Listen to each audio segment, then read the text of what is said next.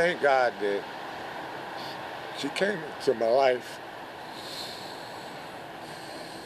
It ain't been nothing but a blessing. Helping a total stranger in need. I tell him all the time I love him, and he says to me, I love you too much. A touching story about the power of someone believing in you and supporting you and finding true friendship in a most unlikely place.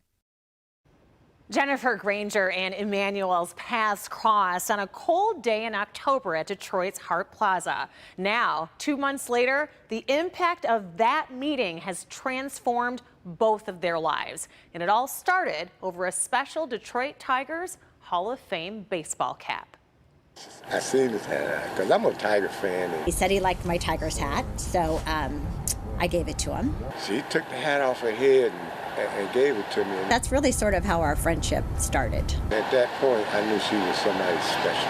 And Emmanuel was right. Jennifer Granger, along with her family, has dedicated her life to philanthropy, chairing major fundraisers and giving back to communities where they live. They moved to Detroit 3 years ago when her husband Chris became the group president of sports and entertainment for Ilitch Holdings. In every community that the Granger family, right, our sort of our motto is that we just want to make a difference. That while we're there, we are making it a better place. Jennifer met Emmanuel while volunteering with a Detroit grassroots organization called Heart to Heart. They feed and give necessities to the homeless living in Hart Plaza downtown every week. He was helping other men who were in the same situation as he was, and that just really struck me as his heart. And we stood there for at least a good half an hour talking. He looked frail and he looked like he was going to struggle, and I was worried about him. Every time I went back over the next couple of weeks, I would just talk to him about, I think maybe it's time for you to go somewhere for treatment and just let's get a roof over your head. Jennifer serves on the national board of the Salvation Army and wanted to get Emmanuel into its Harbor Light recovery program. At first I had told her that I didn't want to go. I was drinking kind of heavily at the time.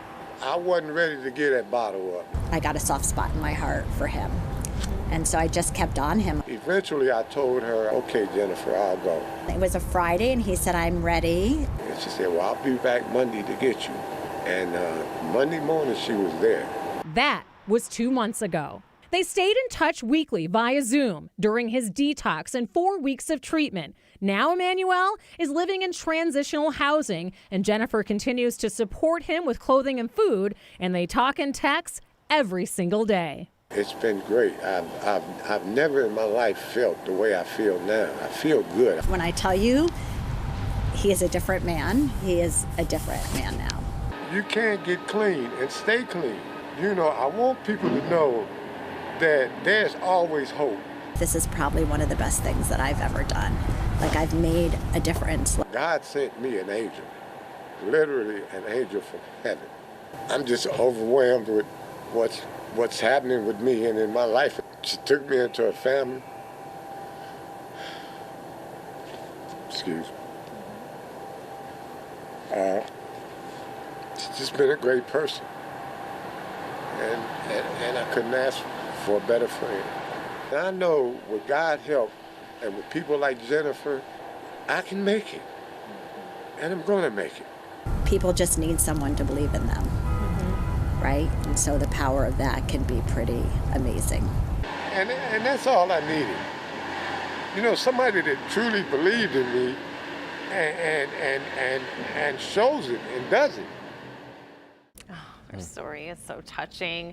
Emmanuel and Jennifer took their passion for giving back this past Sunday. They went out and purchased thousands of dollars worth of gift cards and took to the streets, handing them out to people in need. Just paying it forward. It goes to show that you never know what a small act of kindness that baseball hat could bloom into. Exactly. So it's pretty important. touching. And then when we did the interview, you know, he had it on. He wears it, I think, every day.